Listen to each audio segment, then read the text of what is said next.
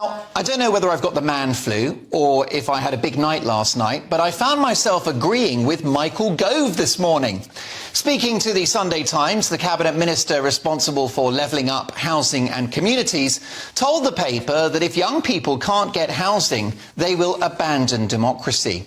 The political veteran, famous as much for his disco dancing as his political ruthlessness, has got himself in a bit of a spin on the dance floor about the future of society if people in their 20s, 30s and 40s have no chance of getting on the housing ladder.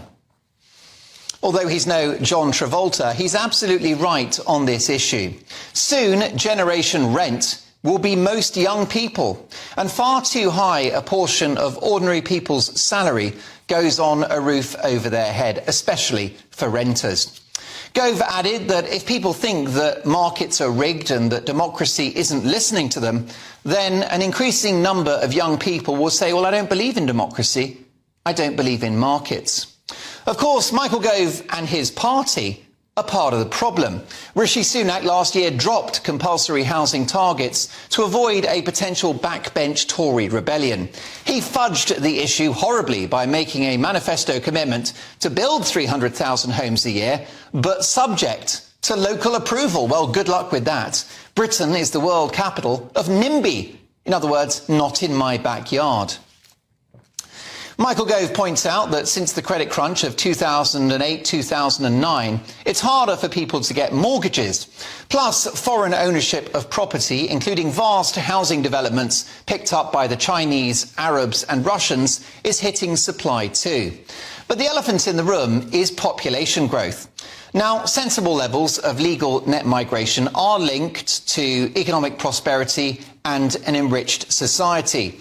And with an ageing population and millions of Brits unwilling to do some of the important work in this country that needs to be done, such as the care sector and seasonal farming, you'll always need migration. But with legal net migration last year reaching almost 700,000, that's an increase in the entire population of 1% in a single year, this problem is only going to get worse, particularly given that house building can't even keep up with current demand. Last month, the Office for National Statistics forecasted that the UK population will likely reach nearly 74 million by 2036, fuelled by net migration of 6.1 million people. 6.1 million extra people. Great, but where are they going to live? According to the Centre for Policy Studies think tank, ONS population figures suggest that we'll need to build at least 5.7 million new homes in England over the next 15 years. Elton John's hair will grow back naturally before that happens. So what is the way forward? Well, we need a radical post-war style housing revolution. Michael Gove must accelerate his plans to allow the repurposing of office blocks, industrial estates and disused retail outlets into housing. Work from home means that millions of square feet of office space are no longer needed, and people would more than happily live in those properties. Also, we need to slap a massive property tax on foreign investors. Stop locals blocking construction, which they always will. And a radical plan is needed to build on brownfield and, yes, some greenfield sites, because they're not all flowery meadows.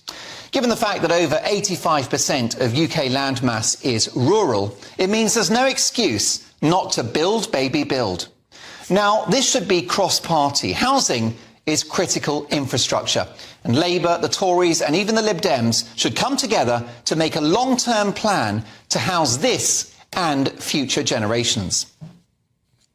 As Margaret Thatcher proved in the 1980s, home ownership is good for social mobility and sees people engage with democracy, society and the economy, rather than walking away from it, as Michael Gove fears. Margaret Thatcher's big mistake was not pumping right to buy money into building new social housing, of which we also need much, much more. Legal net migration should come down to a sensible, manageable level, ensuring that our compassion as a nation and our need for fresh blood and skilled and unskilled labour is balanced by the capacity of our infrastructure, school places, NHS beds, public transport and our ability to accommodate extra people. And we should look into build half 500,000. That's right, 500,000 high-quality new homes every year for the next decade at least. Britain is a home-owning democracy with a proud history of social housing, the construction of which needs to be ramped up as well. If we don't build all types of houses and flats and fast, we are finished as a country. You know what they say, home sweet home. Well, at the moment, thanks to our useless politicians, all we're getting is sweet FA.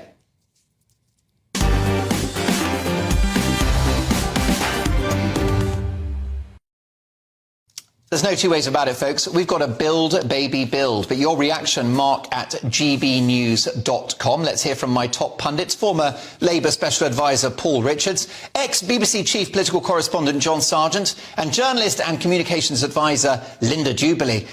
John Sargent, your reaction to the comments of Michael Gove. He's told the Sunday Times this morning that if young people think they can't get on the housing ladder, they're going to walk away from democracy. Yeah, I think walking away from democracy assumes they would then know where to go. So I don't think it's a very useful phrase. I also don't think the country would be, in your words, finished. But my gosh, you're right on all the other main points. There's got to be an enormous house-building programme, or they've got to take radical action to reduce immigration and build up much more social housing. But no, the target certainly should be 500,000, but people should then get behind it, and the government should know this is going to be unpopular in many areas, but they've got to have the political will to do this, which can be done by a Conservative government. It was done in the 1950s by Harold Macmillan with, we will build 300,000 houses a year, and people thought, what an amazing figure, but they did. And it was a great success and very good politically. I can't think of an issue apart from the NHS and some other things which would get people more excited than feeling that we could house the population. Yes, I don't think the Tories have covered themselves in glory when it comes to house building. In fact, they've been a disaster, Paul Richards. But would Labour be any better? Sounds like you've been reading the next Labour manifesto, Mark, or maybe writing it. I don't know. But I mean, hard to disagree with anything you said. I would say immigration is a bit of a red herring here because we've had, population growth since the Romans and we've managed to house people. It's more about supply, getting the planning laws sorted out, letting councils build homes to rent for people on low incomes like nurses and teachers, but also sorting out this deposits issue because unless you've got the bank of mum and dad, there's sort of 30, 40, 50,000 pound deposits that people need starting out to even get on the first rung of the ladder is absurd. So we need to have a situation where people can get on that first rung and become property owners, and that's what we're all after. Paul, I'm sure, Labour couldn't do worse than the Tories, but let me pick you up on that issue of legal net migration. I agree the country has always been growing, but not at this rate. 700,000 in a year, that's 1% of the whole UK population. That'll be 3.5 million extra people in 5 years. They've got to live somewhere. But the population has always grown, and this. But not at that rate, Paul. But these are people who are coming here to work, and will add to the growth of our economy, as people from all over the world coming here have always done. And they'll do the jobs, as you say, that maybe some people don't want to do. And also, they'll be building the houses. They'll be the people who actually we need in the construction industry as well. So it's nothing to fear. It is just part of the natural growth of our country. Linda, can you sort this out for me? What's going wrong? Why don't we build houses? Well, I mean, that's all down to how much money you've got in the kitty, how much will you've got to change the planning laws, how hard you tackle local authorities, whether you really get your troops behind a good policy. But what I will tell you is the only thing that surprised me about Michael Gove's appearance this morning on television and what he wrote in the Sunday Times is it took so long to say it. I've got 3 children. They've all worked really hard. They've all got bachelor's degrees. They've all got masters. One's an economist. One's in the theatre. One's an architect.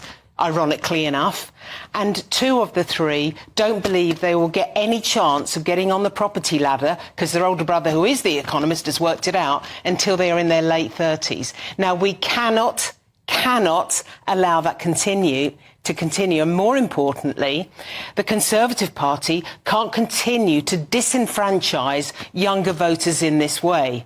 The fact is, the Conservative Party does an awful lot to keep older voters happy, but that's not the only investment you should be making in who votes for you. You simply have to invest in younger voters now, and I'm telling you that I talk to my kids, I talk to younger children, and top of their list of concerns is housing.